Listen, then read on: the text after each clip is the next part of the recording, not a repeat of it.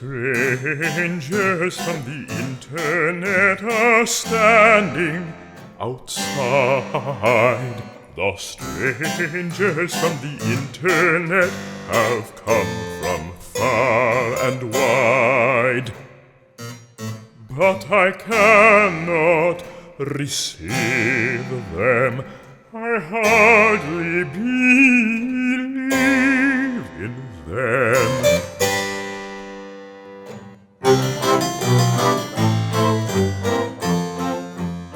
Happy Thanksgiving, and welcome back to Shadow Yaddo. I'm Elena Richardson.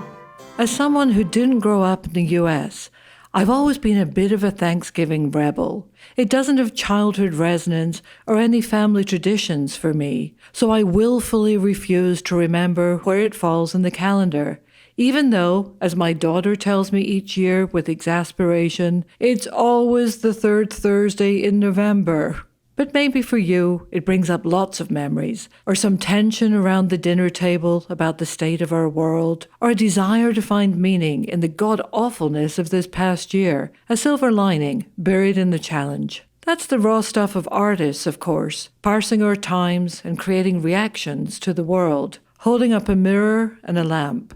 This episode, we're digging into that dichotomy, to create the world as we wish it was, or to expose the world as it is. You're about to hear the astonishing John Kelly perform his hauntingly lovely ballad, Beauty Kills, with its poignant reference to facing the blank page, score, or canvas. My head goes down to find what's true. And, staying with music and finding reality, today we'll also hear from internationally acclaimed composer Dalit Warshaw, who shares recent music and her thoughts on how the Theremin, an electronic instrument that was invented by a Russian physicist and KGB operative, helped her to build a bridge between what is and what can be. But first, remember that quote from Catcher in the Rye when Holden Caulfield says, "What really knocks me out is a book that, when you're all done reading it, you wish the author that wrote it was a terrific friend of yours and you could call him up on the phone whenever you feel like it." Well, today, two knockout authors who happen to be terrific friends will be in conversation. Listen as the brilliant Amitava Kumar, author of several books of non-fiction and 2 novels, including Immigrant, Montana, which was named a Best Book of 2018 by The New Yorker and Barack Obama, talks with Pulitzer Prize-winning playwright and novelist Ayad Akhtar, whose masterful new novel, Homeland Elegies, is currently sweeping the Best Books of the Year lists. Here's Amitava reporting from the quietest room he could find.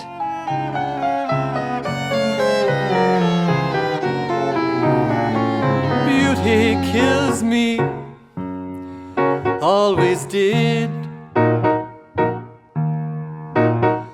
Light from your face plays on my lid. Blinking kind, blinking shy, thinking wild, thinking why. Hello, Ayad. How are you? Hi, Amitava. I'm good. I'm in Poughkeepsie. I'm sitting in a coat closet because I read somewhere this American Life folks were recording in coat closets. So that's what I'm doing. It's 17th of November today. Yeah. Yesterday, the president of this great republic, he tweeted, "I won the election!" ! Right. And someone below that wrote, "Trump now has more flagged tweets than he has electoral votes." But listen, would you happen to have your latest book, Homeland Elegies, close by? If you turn to page 70, there's an interesting footnote, and I was hoping I could compel you to read that. By the time Malala was awarded the Nobel in 2014, the conspiracy paranoia in my parents' home country had started to show symptoms of widespread social psychosis. That is, wide-scale diminishment of any sense of reality, the rise of mass delusions impairing functional operation of the social body and state. With talk of Malala staging her own shooting for a visa to America, or being the Hungarian child of Christian missionaries, or an agent working for the CIA, opinions espoused by more people in my family and in the country at large, and by those with a greater level of education than you would ever believe possible. Isn't that amazing? Yeah, no, it's true. Pakistan in 2008 was a preview of what we would be 10 years later. Yes. So basically, you have stated in a very succinct form the brown man's burden. We are here to reveal the future of America. Mm-hmm. Yeah. Mm-hmm. So, but what do we do in the current setting? We have 70% or more of the Republicans believing that this was a rigged and stolen election.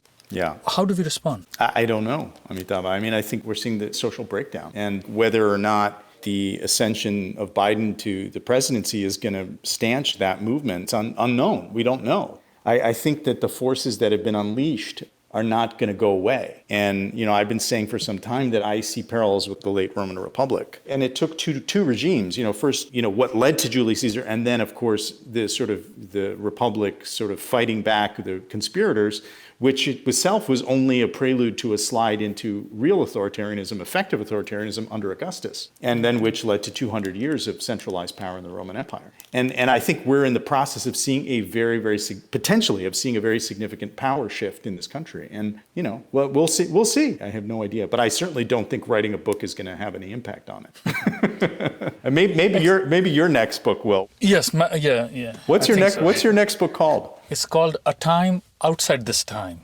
And it is an attempt to imagine finding reality outside the world of fake news. So we'll see. Wow. I've aimed it at the heart of America. Brilliant. But tell me, yeah, when you were writing Homeland Elegies, much of it was written after Trump had taken power, right? Yeah, I mean, it was all written. I started the year after Trump ascended to the office, so January of 2018, I started writing the book. And there's this great gift that you have, that you always, whether it is your plays or it is your fiction, that we arrive at the heart of something very quickly. And in this case, heart is perhaps the right word, because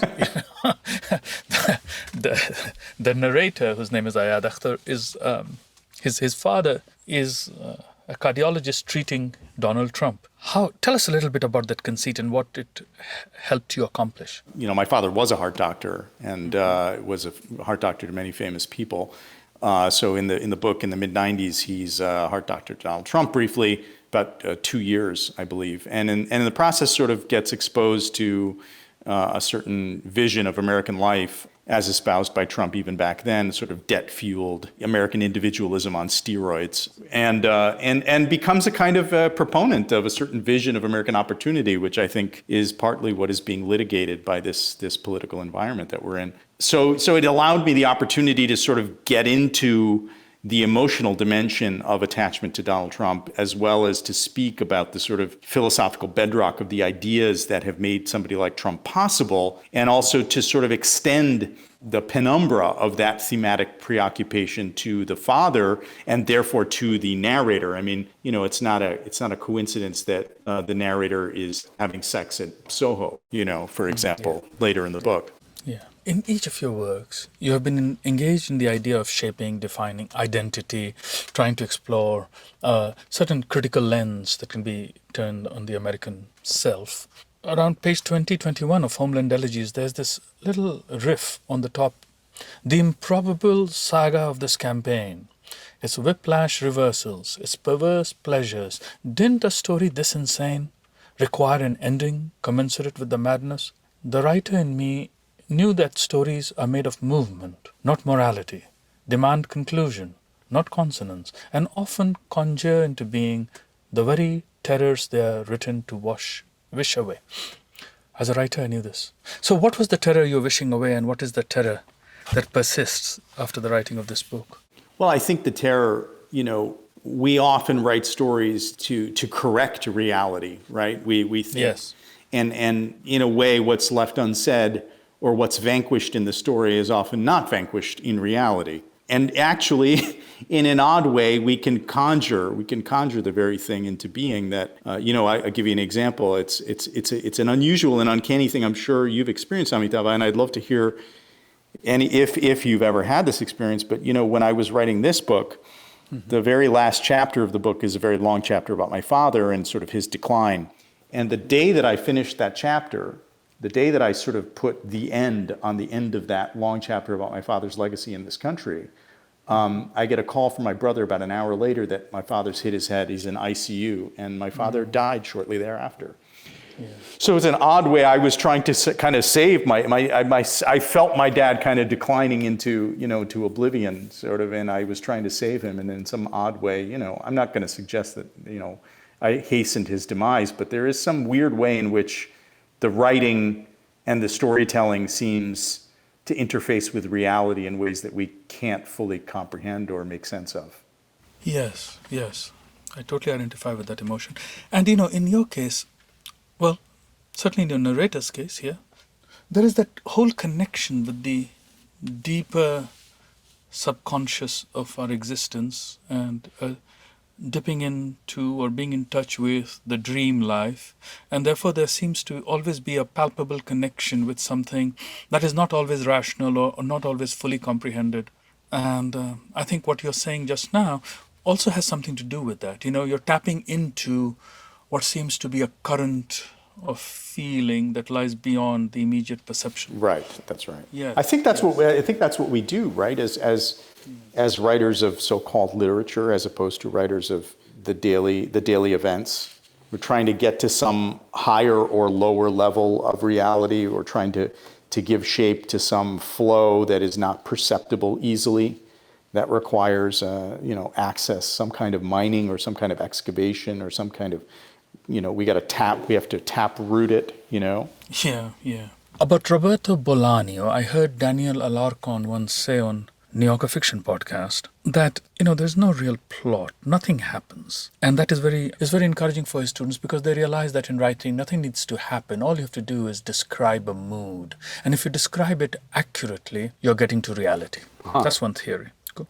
In your case, I don't think you're satisfied with describing a mood. No. You're ready to set fire to the page. It's right there, A match is lit and brought close to the surface. I get bored very easily. Yeah. So tell me a little bit. What is that?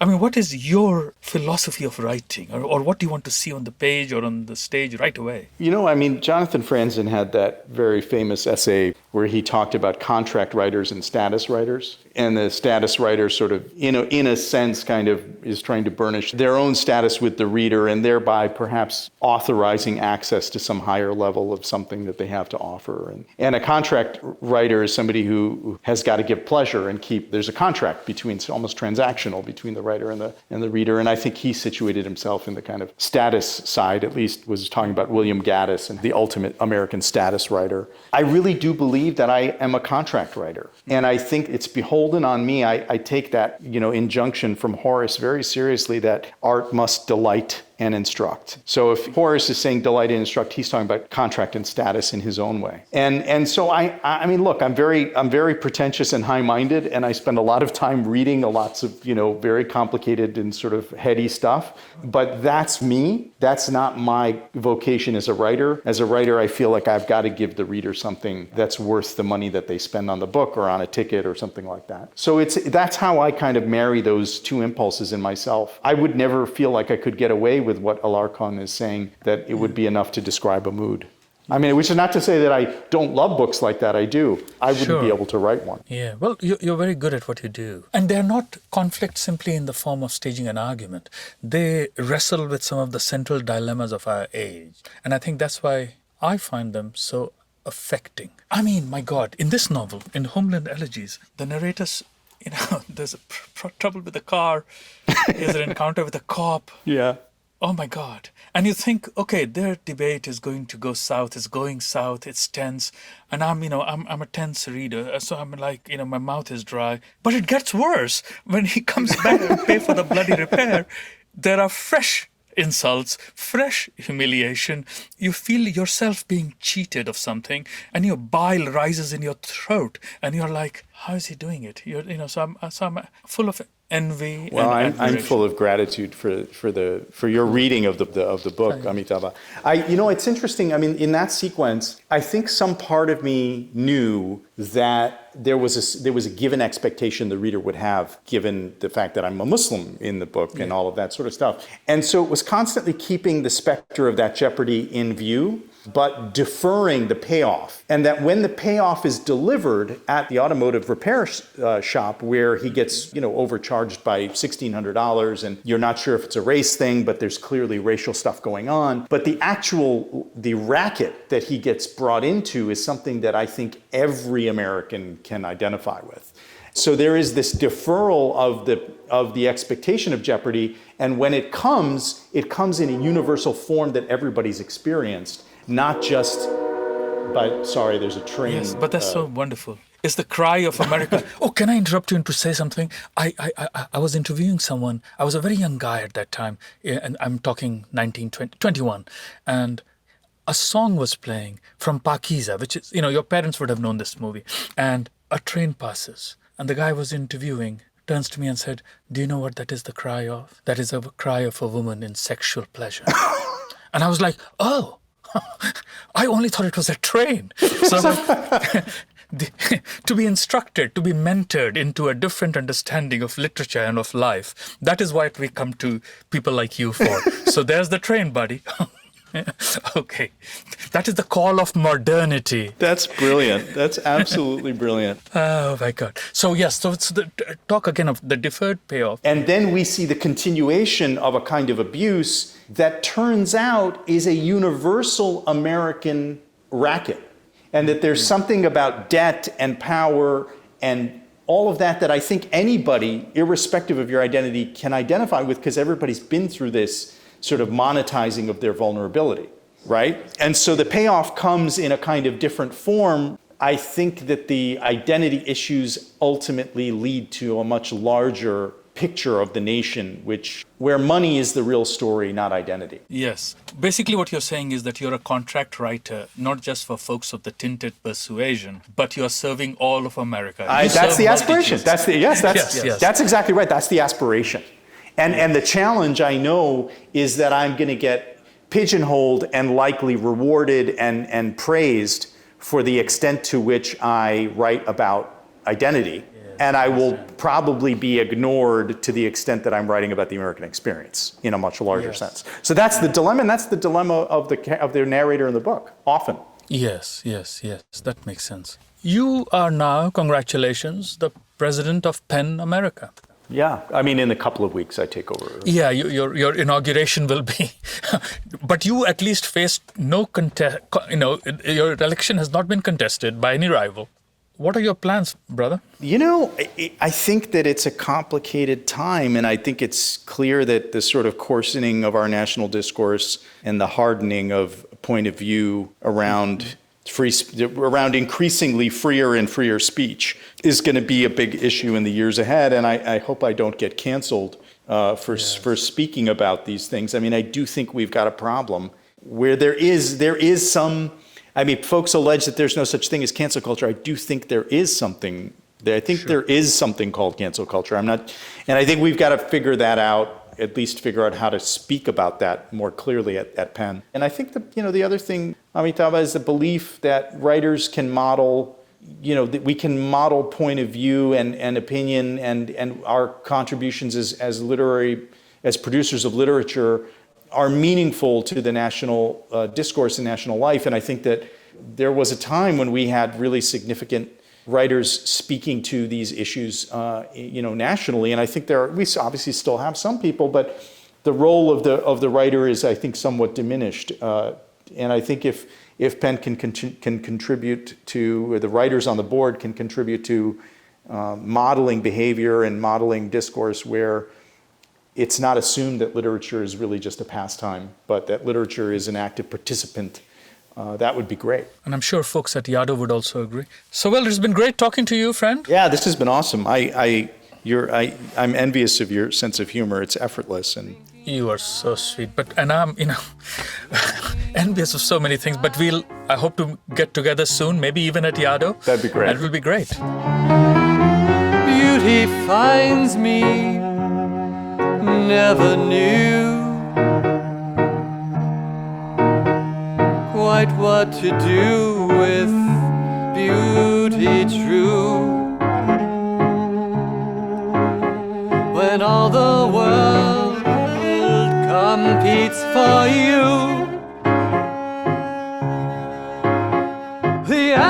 dent of me turns blue.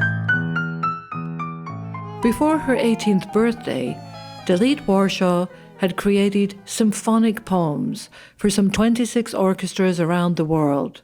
She was the youngest winner of the prestigious BMI Award for Young Composers. She took that home at age 8. As her career took off, she was much in demand as a pianist and thereminist.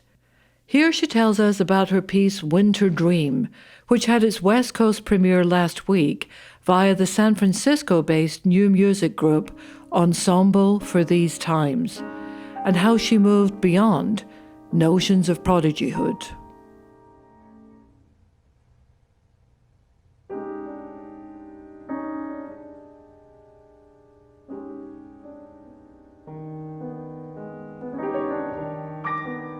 From the very beginning, I always felt incredibly connected, first of all, with literature, but in addition to that, I just conceive of myself as a composer more as a writer using the language of music.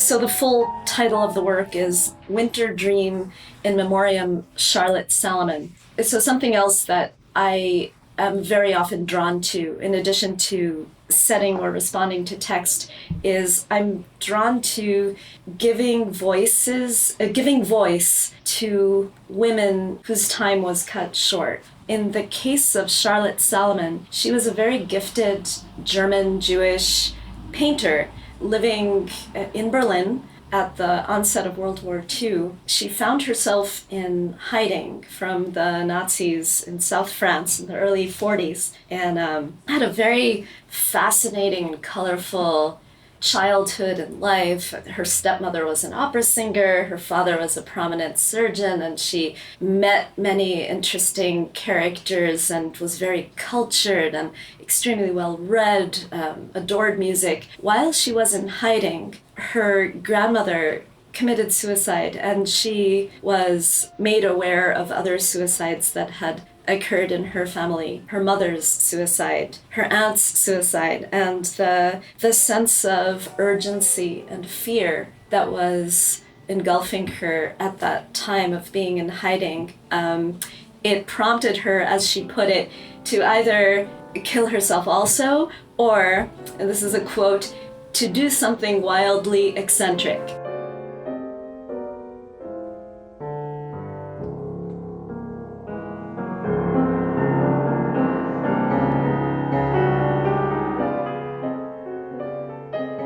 And the eccentric thing that she did was to paint a 769 canvas autobiography.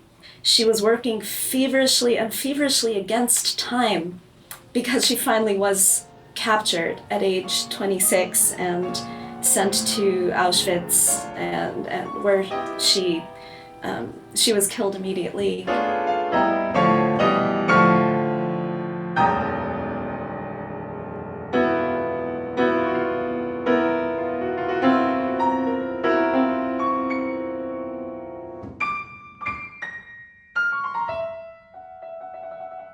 Actually, until relatively late, I hadn't officially studied composition. Instead, I would learn through the experience of trying things out, hypothesizing and daring, often being forced to fix things on the spot. So I really felt very unfettered in terms of exploring my voice, and didn't develop the self-consciousness that I think later we all inevitably do as we assess ourselves, in relation to our time and fellow artists.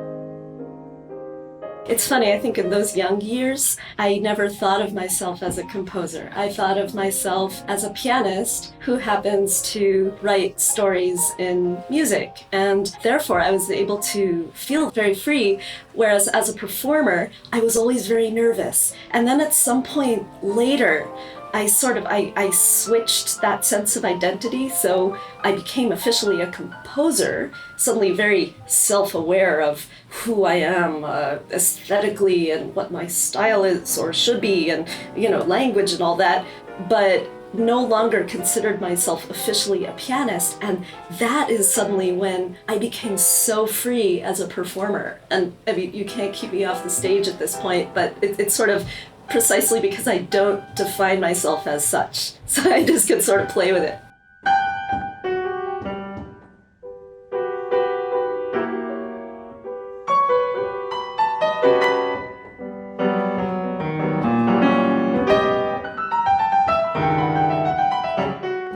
Particularly over the last 15 years or so, I was finding ways to reconcile these various identities. And the first way I did that was through my CD. I revealed myself as a composer, as a pianist, and as a thereminist, and have one work where I actually am playing a trio for 2 theremins and piano, in which I am performing all parts and overdubbing myself.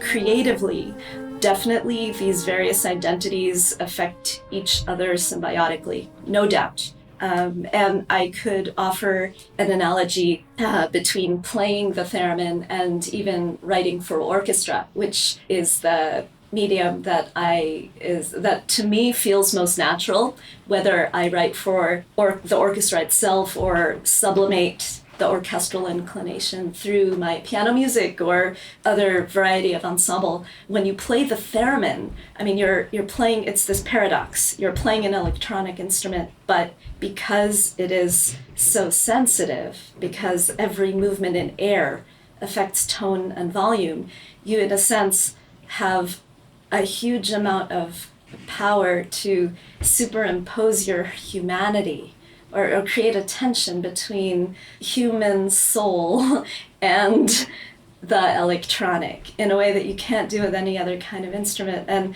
And when I write for orchestra, I am figuring out how to take 100 or so separate musicians, melding them all together to create a sense of completely natural, almost improvised sounding emotion.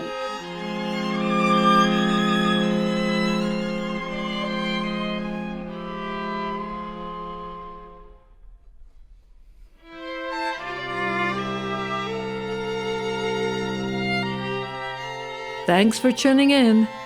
We're grateful to our sound engineer, CJ DeGenero, and our sponsors, including the Stewarts and Dake Family Gift. As always, big thanks to the artists who contributed music. In order of appearance, they are Joseph Keckler for the adaptation of our theme music, Strangers from the Internet, John Kelly for Beauty Kills Me, and Dalit Warshaw for Winter Dream, Niz Korah, and Transformation. We'll be back December 10th with a very special holiday edition of Shadow Yaddo.